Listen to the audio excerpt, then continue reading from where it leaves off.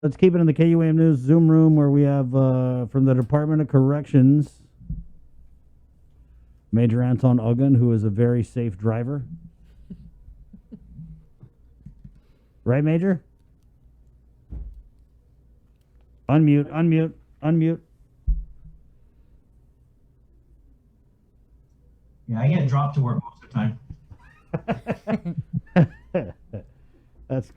that's cute. How you doing, Major? Good morning. Good morning. Good morning. So what's cracking at DOC? I drove by there yesterday. It looked pretty calm.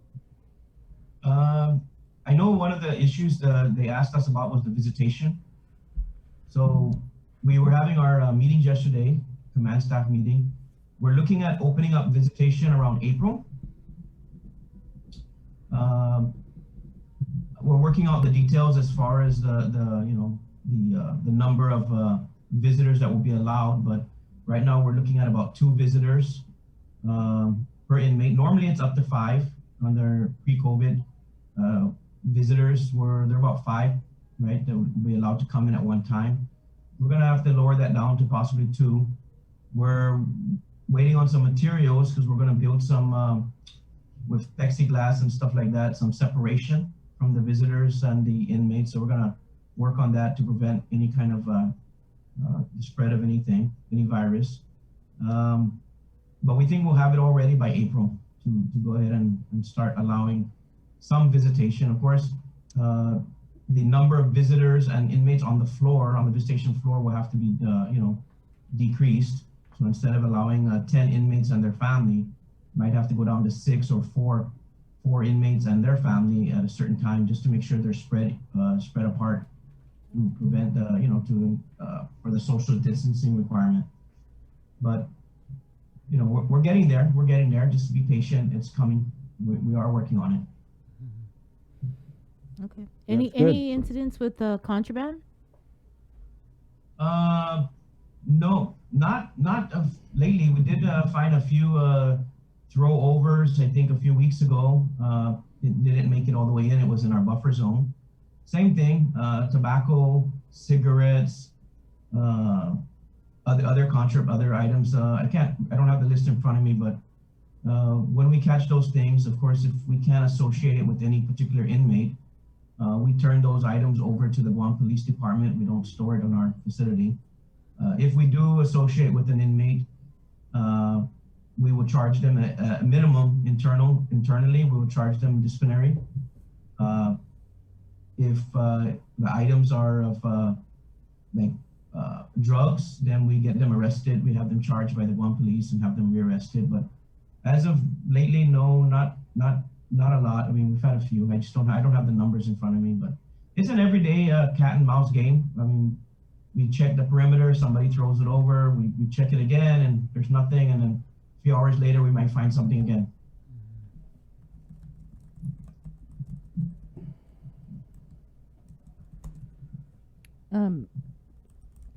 Any update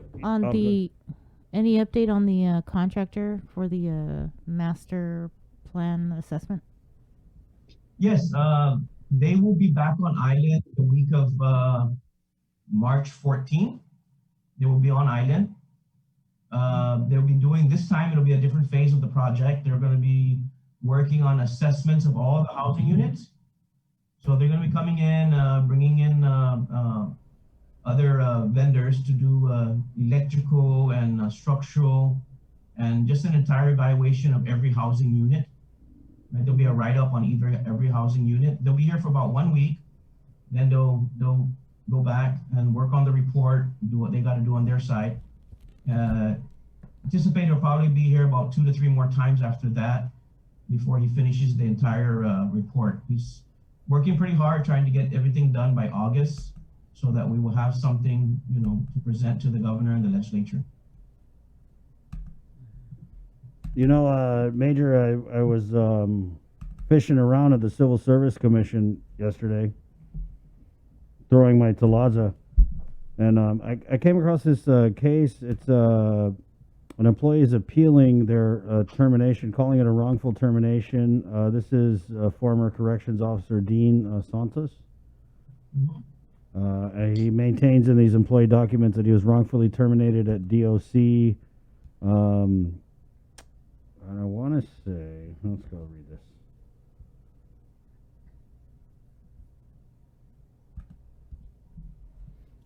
Well, are you Yes, aware? Are you aware of this case? yes, I'm aware. This employee was a probational employee. He was Right. one of the hires, the 60 hires that were hired, I believe, in December of 2019. Uh, Before his probation expired, he was let go. And of course, he had the right to file an appeal at civil service, and he did. But I believe yesterday civil service ruled in favor of DOC because as a probationary employee, you don't have civil service protection. Mm. You have to do your 1 year first before you have your civil service protection. Uh, and under a probationary status, you can be let go for a host of reasons, attendance, all kinds of different reasons. And we just felt he wasn't the right fit. He wasn't the right fit for this job. And so we had to do what we needed to do. And it was his right to challenge it, and he did. But at the end of the day, we prevailed. Was he terminated because he caught COVID? No. Oh. No. I don't have all the specifics. I think a lot of it has to do with attendance. Just not coming to work, not reporting your status, not following orders of your training commanders and things like that. And again, that's a pretty, if you're going to do that in the academy, right, when you just got hired, that's a pretty sign of things to come in the future. And I know DOC is short of officers. But we ain't But- that short. We're not that short. We're not that short. We will take a stand. And you're not the right fit. You're just not the You're right such fit. a hard ass major. I like you. Well, I've been here. I've been here 20 some years, Chris, and I've seen employees who were kept around for the wrong reasons. Yeah. They were not dealt with earlier in their career, and they turn out to be real problems down the road. And so, we got to stop that. If you're not the right fit during the training, that's the whole time to weed out those that can handle it and those that can't. And if you can't do it, then it's just not the right career for you. Make peace with it and find another job somewhere else. Wish you well. So who's this career for, Major? Yeah, job announcement. Hey guys, listen up. This job is not for everyone. You've got to be willing to work with limited resources. You're gonna have to work with people who don't want to be here. You're gonna take a lot of crap from inmates and staff. Limited resources, but at the same time, it can be a rewarding job when things are getting done and you see that people are changing their lives. And it puts food on your table and can pay your bills and take care of your family. It can be a rewarding job. I've been here, like I said, going on 27 years. It wasn't my original career choice. I didn't think I would be here 27 years.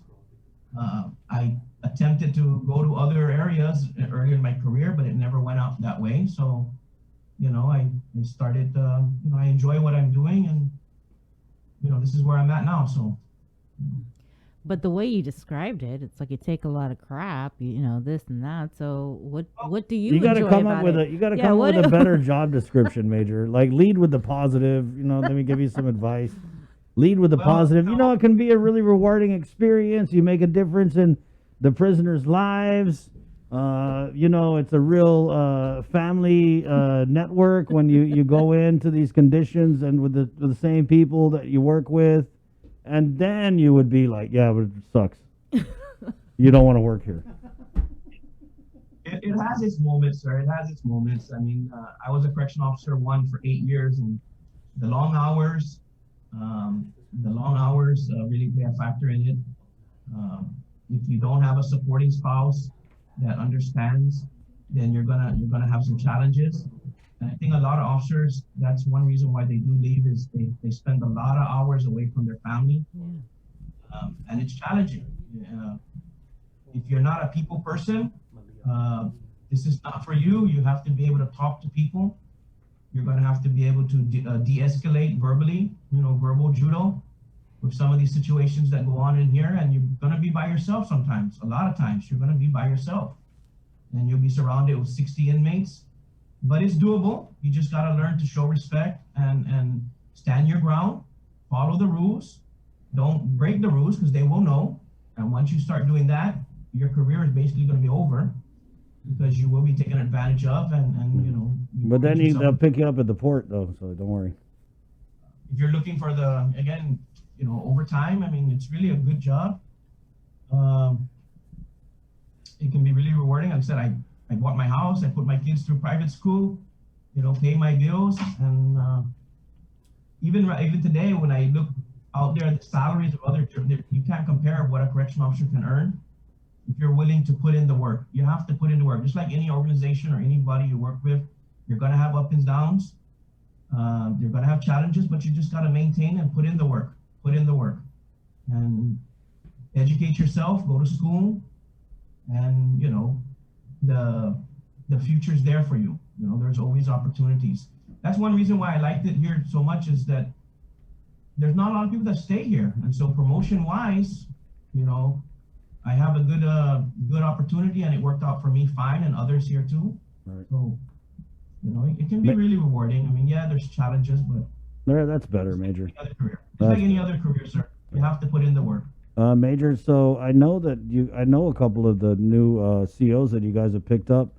What's your advice to those, and how long does it kind of take to get used to it? So, and I mean, obviously it takes some adjusting, right? But when do you really hit the road in this career in corrections?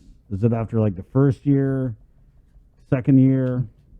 No, I probably go to 3 to 5 years after. I mean, you're still gonna need to know your job 3 to 5 years. I mean, my first year here was terrible, and I almost didn't hang in there. But I needed a job, so I had no choice. I mean, I did apply for other agencies, and it was just never went through. But right about the 5th year, you start learning the ropes and start, learning a little bit more of the inmates and how to deal with it. But yeah, when I first started, I mean, I got offended when inmates were disrespectful. It really bothered me. But I learned to deal with it. I learned to let it go and get through it. But, you know, today I'm a lot different than I was in 1994 when I started. But you just got to keep doing it. Don't quit. Keep coming, and you have a lot of good officers here to work with. There's a good team. There's a good camaraderie around the officers. But you just, again, you have to put in the work and educate yourself, learn. Today's corrections is not the same it was 30 years ago. There's a lot of legal stuff now that officers got to be aware of. So you got to constantly know your job. I always tell them, create on their thumb drive, get a folder for professional and personal development, and read. You don't have to go to college, although college is a good thing to do, but because it certifies you that you got your education. But you don't need to go to college to be a great correctional officer. Just learn your job and continue to study, read the rules and regulations, follow the rules and regulations, ask questions, seek input, and become an expert in what you do. So inmates will actually know that. Once they know, they respect you, they'll know that you know the rules. You have less and less problems as you go along. And you want to be the go-to person. You know, you want to make yourself where you're the go-to person, where people want to go to you to ask you how to do certain things. And it can be done. Like I said, we have a lot of great officers here. You just again, you got to put in the work for it. And if you expect easy shortcuts, it's just not going to happen. It's not going to happen. Major Aguon, thank you for your time this morning. Thank you. Appreciate it. We love having you on. No problem. Thank you. Stay Okay. safe. Stay safe. Be Thanks. safe. Watch the road.